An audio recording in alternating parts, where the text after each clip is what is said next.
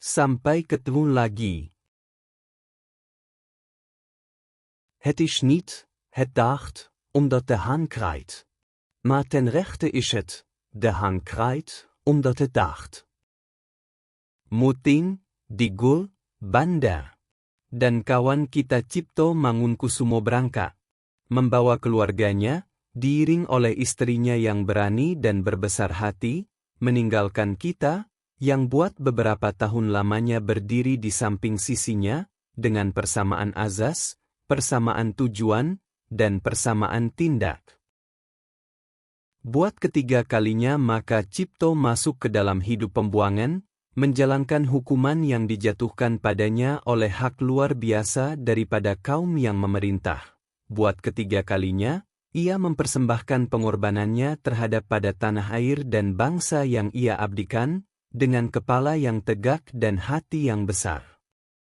Dan kita, kawan-kawannya yang ia tinggalkan, kita kaum nasionalis Indonesia, kaum nasionalis Sumatera, kaum nasionalis Sunda, kaum nasionalis Jawa, kaum nasionalis lain-lain, kita mengucap selamat jalan padanya, dengan kepala yang tegak dan hati yang besar juga. Sebab fajar sudah mulai menyingsing, ayam jantan karenanya sudah mulai berkokok. Cipto dibuam, atau Cipto tidak dibuam, pergerakan maju, ke arah yang ditujunya, matahari tak urung akan terbit. Sebagai yang kita tuliskan dalam Sulu Indonesia Muda yang ke-1, kita percaya akan keharusannya segala hal-hal yang terjadi.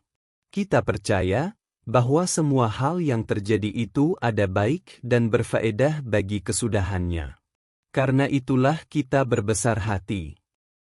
Kita, kawan-kawannya, kita akan senantiasa memperingati kata pesannya, yang ia maktubkan dalam ia punya surat terbuka di muka ini. Kita akan camkan ia punya pesanan, bahwa kita tak boleh melupakan ikhtiar, walau bagaimanapun juga kecilnya.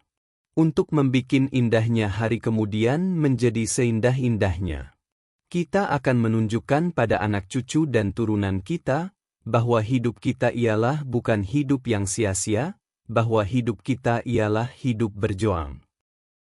Apakah pengajaran yang harus kita ambil dari pembuangan kawan Cipto ini? Apakah cermin yang diperlihatkannya? Pertama-tama, caranya kawan Cipto menjalankan pembuangan ini adalah mengajarkan pada kita, bahwa ikhtiar membikin indahnya hari kemudian itu ialah bukannya ikhtiar yang gampang dan ringan, akan tetapi ikhtiar yang susah payah dan berat. Suatu ikhtiar yang tak sudi akan penyerahan diri yang setengah-setengah, suatu ikhtiar yang menuntut penyerahannya segenap kita punya diri, segenap kita punya nyawa. Men moet zich geheel geven geheel. De hemel verwerpt het gesjacer met meer of minder. Cipto Mangunkusumo telah menunjukkan jalan dalam caranya mengabdi pada rakyat dan bangsa itu. La menuntun, ia memberi contoh.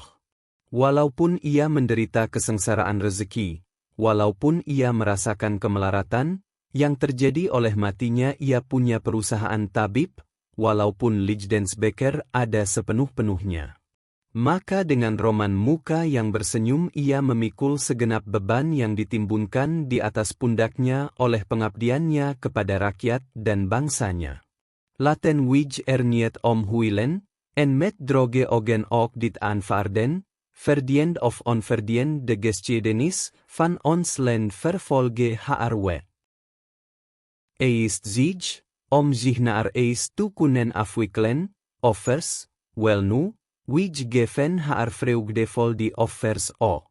En waarom ika dat offer niet zo mogen wezen, zo ika niet begrijpen.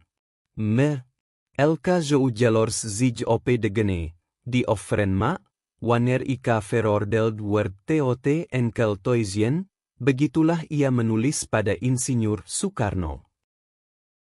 Inilah contoh dan pengajaran yang kawan Cipto Mangunkusumo berikan pada kita. Pengajaran pengorbanan dan pengajaran kewajiban, der leer van het offer, de leer van den plicht, pengajaran yang menyerapi segenap Bhagavad Gita, menyerapi segenap nasihat-nasihatnya Sri Krishna dengan arti bahwa tiada suatu hal yang besar bisa tercapai bila tidak dibeli dengan pengorbanan yang mahal, dan menyerapi nasihat-nasihat Sri Krishna itu dengan arti pula bahwa tiap-tiap manusia harus melakukan kewajibannya dengan tidak menghitung-hitung apa yang nanti akan menjadi buahnya, tidak membilang-bilang apa nanti yang akan berikut.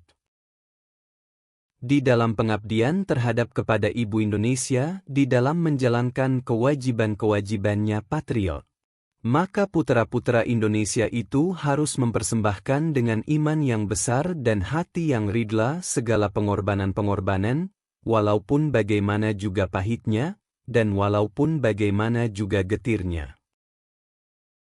Selama putra-putra Indonesia belum cukup mempunyai kekuatan bersenyum manakala Ibu Indonesia minta kebesaran iman dan keridlaan hati atas pengorbanan yang sepahit-pahitnya dan segetir-getirnya, selama itu maka mereka pun belum cukup kekuatan menerima hadiah yang diingininya.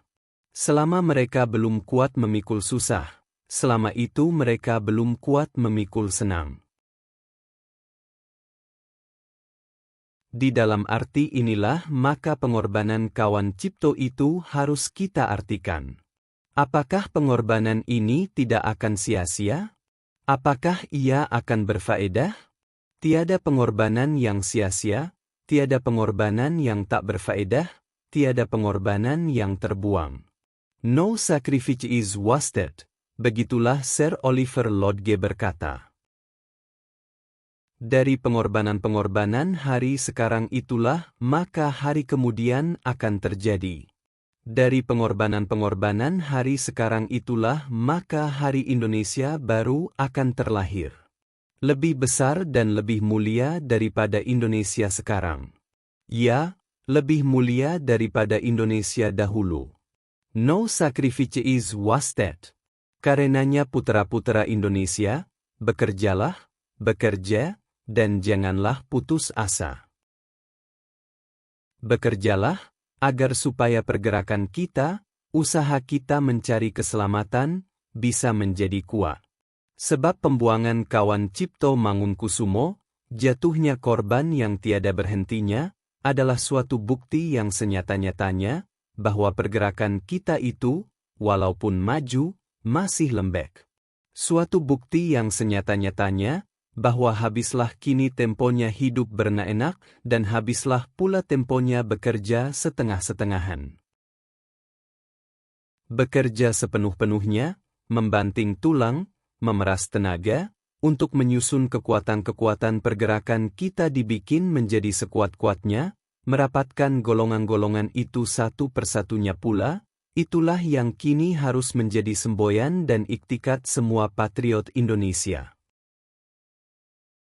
Tidakkah menyedihkan hati kiranya, bila satu pihak membela sampai habis-habisan, sampai dimasukkan penjara atau diasingkan, sampai dimasukkan neraka jahanam, sedang pihak yang dibelanya tak tahu akan menghargai pembelaan itu, tak tahu akan menyambut pengorbanan itu, dan tinggal enak-enak sahaja atau hanya bekerja setengah-setengahan? Tidakkah memutuskan asa kiranya, bila satu pihak menarik-narik dan menghela-hela sampai habis-habisan tenaga dan habis-habisan nyawa, sedang pihak yang lain hanya mau ditarik dan dihela sahaja dan tidak mau ikut menarik dan ikut menghela juga. Tetapi syukurlah yang keadaan tidak begitu. Sebagai tanda hidup dan tanda sadar, sebagai tanda bahwa fajar memang sudah menyingsing, maka di mana-mana terdengarlah semboyan bekerja tahadi. Di mana-mana asyiklah barisan-barisan kita memperkuat dirinya masing-masing, menggabung-gabungkan dirinya satu sama lainnya. Di mana-mana dimulainyalah usaha Zelfrekonstruktie dan usaha persatuan. Suluh Indonesia dan Indonesia Merdeka digabungkan menjadi Suluh Indonesia Muda dan Kekuatan.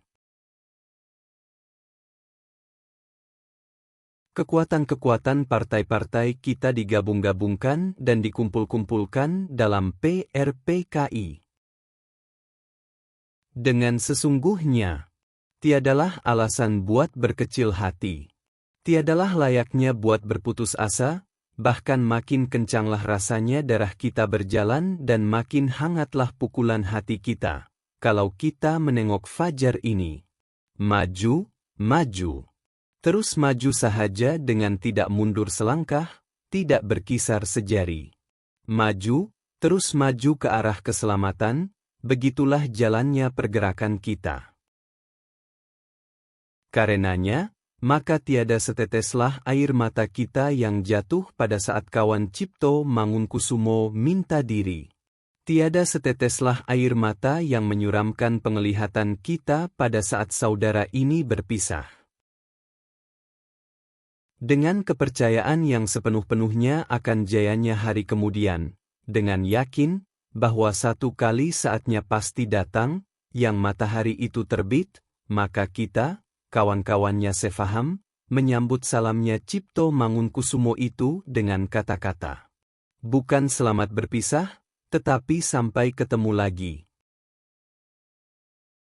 Sulu Indonesia Muda 1928